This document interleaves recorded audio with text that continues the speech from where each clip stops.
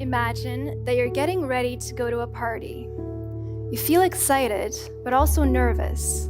And you've got this feeling in your stomach, almost like another heartbeat. There's something holding you back from getting too happy.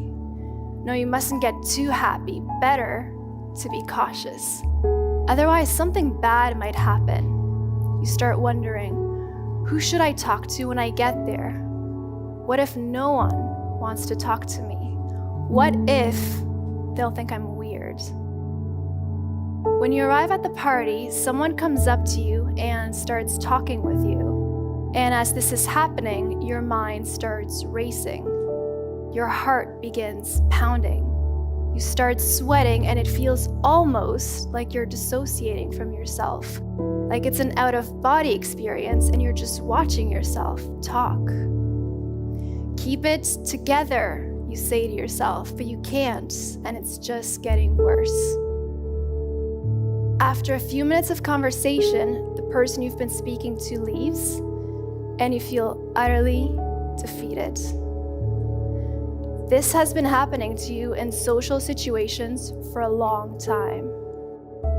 Or imagine that every time you go out and you're in crowded places, you feel this panic starting to arise. When you're surrounded by lots of people, like on a bus, you start to feel hot, nauseous, uneasy.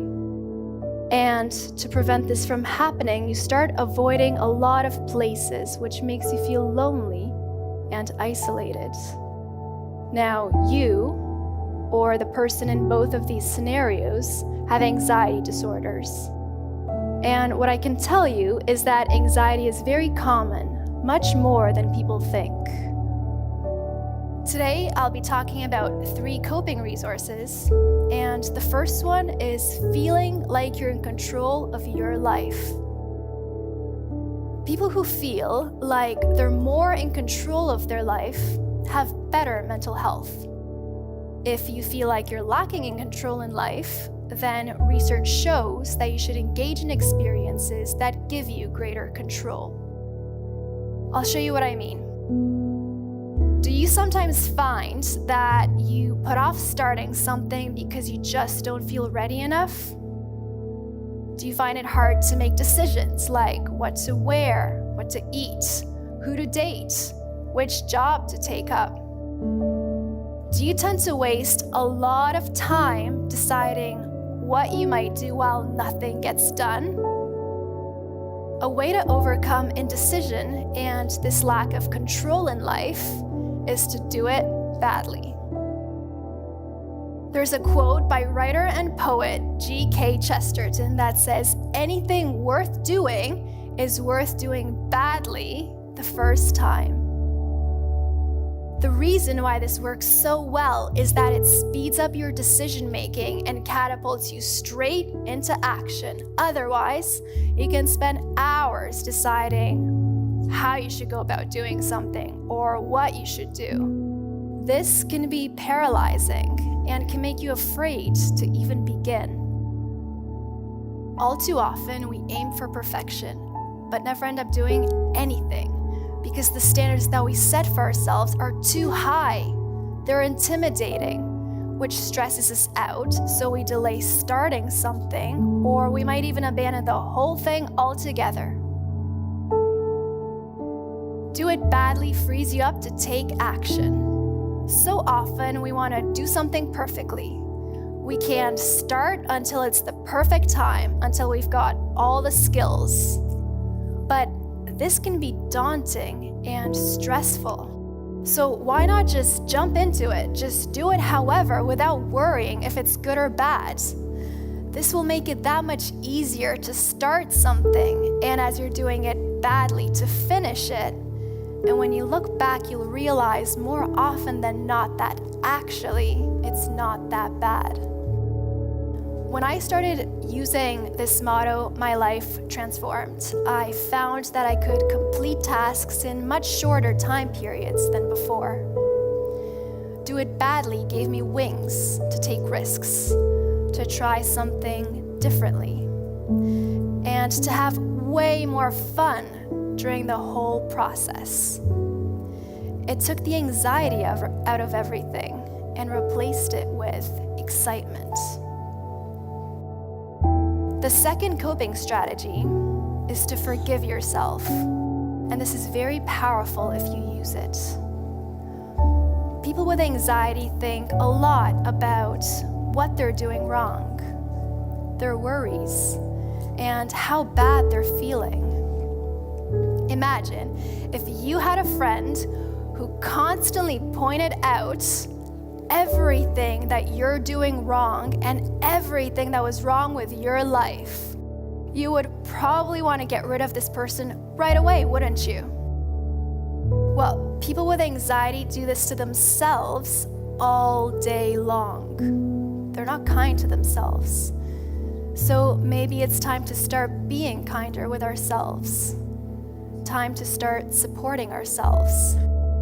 And a way to do this is to forgive yourself for any mistakes you think you might have made just a few moments ago, to mistakes made in the past. If you had a panic attack and are embarrassed about it, forgive yourself. If you wanted to talk to someone but couldn't muster up the courage to do so, don't worry about it, let it go. Forgive yourself for anything and everything, and this will give you greater compassion towards yourself. You can't begin to heal until you do this. And last, but not least, having a purpose and meaning in life is a very important coping mechanism. Whatever we do in life, whatever work we produce, however much money we make, we cannot be fully happy until we know that someone else needs us, that someone else depends on our accomplishments or on the love that we have to share. It's not that we need other people's good words to keep going in life, but if we don't do something with someone else in mind, then we're at much higher risk for poor mental health. For people who think there's nothing to live for and nothing more to expect from life, the question is getting these people to realize that life is still expecting something from them.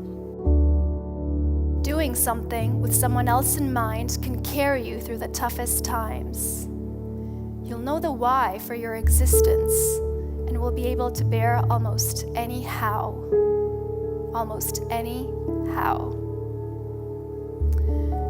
So, the question is, do you do at least one thing with someone else in mind? This could be volunteering, or it could be sharing this knowledge that you gained today with other people, especially those who need it most. And these are often the people who don't have money for therapy, and they're usually the ones with the highest rates of anxiety disorders. Give it to them, share it with others, because it can really improve your mental health. Another way that you can do something with someone else in mind is finishing work that might benefit future generations. Even if these people will never realize what you've done for them, it doesn't matter because you will know. And this will make you realize the uniqueness and importance of your life.